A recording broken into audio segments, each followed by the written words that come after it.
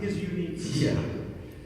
Matthew is truly an amazing young man, and when you asked me to share a little bit and to talk about his discipleship and the journey, it was kind of tough because it's hard to quantify discipleship and even hard to describe it sometimes. But as I was praying about it, the Lord reminded me of this time that I had with Matthew. And as you can see, he is in a wheelchair, and he has cerebral palsy. He spends most of his time in the wheelchair. If you haven't had any experience with someone with cerebral palsy, it's basically there's a signal from our brains to our muscles, and his don't quite go as smoothly as ours. So he can control, but it's a difficult task to do so. It takes a lot of effort to get his legs to go where he wants them to go, and his muscles are kind of often spazzing and going where they want to go. And when I thought of discipleship, I was reminded of this time with Matthew at a pool. We took the youth group to a pool. This was back when I was a volunteer. Actually, Pastor Jeremy was kind of discipling me, and he asked me, "Hey, would you like to take Matthew to the wading pool?"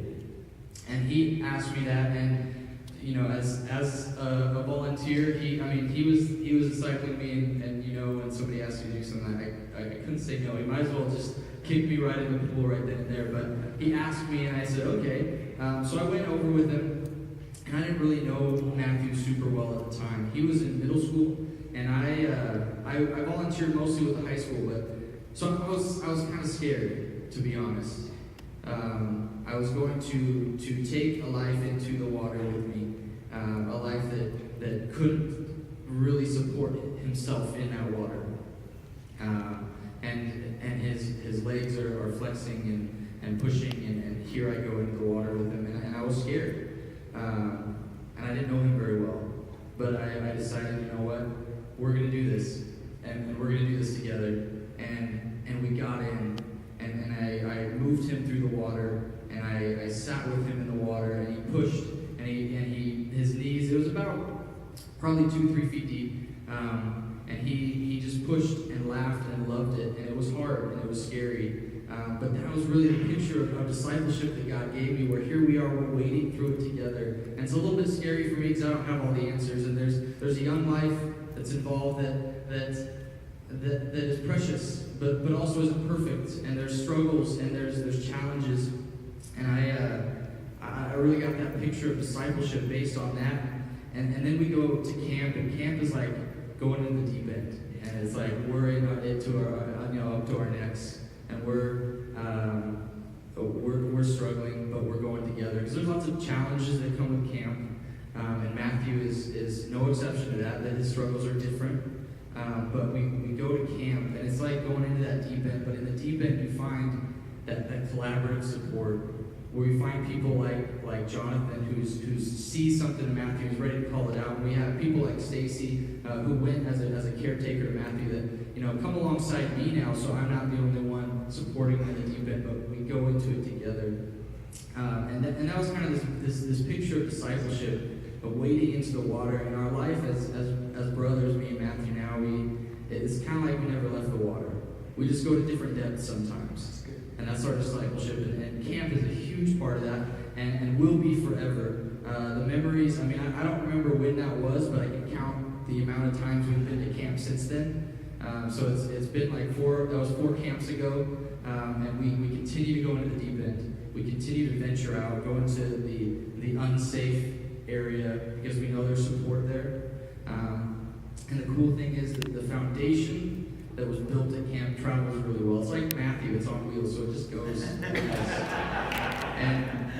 And the Holy Spirit that we got to encounter, and we got to experience in Matthew, he is a worshiper, he's a prayer warrior, you got to see that, and Jonathan got to pull that out of him and put him to work in a different way. And so that was our experience with discipleships, and with camp being a vital piece of that. And we're so grateful, and I'm so grateful to get to share his story. When I told him that I was going to get to share a little bit of his story, he just lit up this biggest smile. In the video, you're going to see a little bit of the smile, but he was just so excited because his story gets to be shared, and that's a cool thing, and we get to be a part of it. And I'm just so grateful for. I've been hanging out with a lot of you in the last couple of days, and a lot of you know Matthew, and you are a vital piece of that discipleship, and you're a vital piece of what happened in camp. So, as Larry talks about moving on from Crestview, I know that wherever we're going, we're all going together.